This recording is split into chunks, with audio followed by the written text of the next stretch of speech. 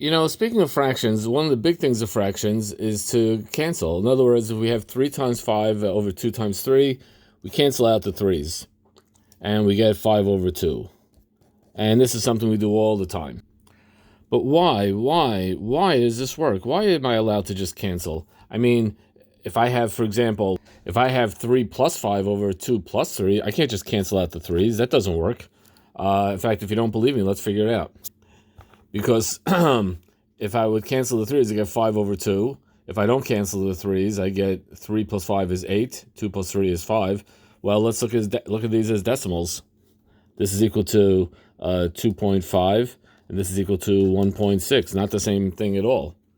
Now, on the other hand, 3 times 5 divided by 2 is 2.5. But if I never canceled, if I made that 15, I made that 6, 15 divided by 6 is also 2.5. And you could check that on a calculator or some weird thing like that. So canceling does work with multiplication, but it does not work with addition of inside fractions. So why?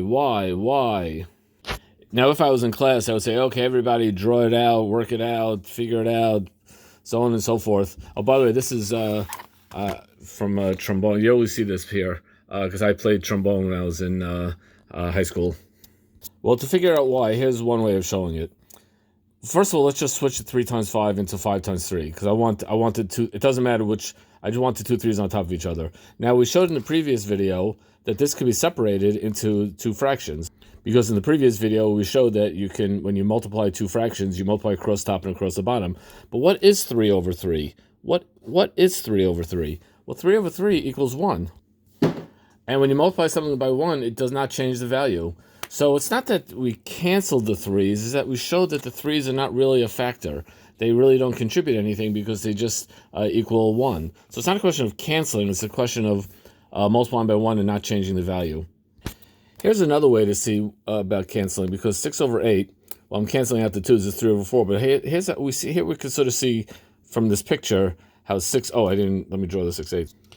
Here's 6/8, which really, by sort of coupling things together, you see how it's 3/4. Here's another way of kind of seeing how canceling works. Anyway, cancellation of fractions. Fun for the whole family.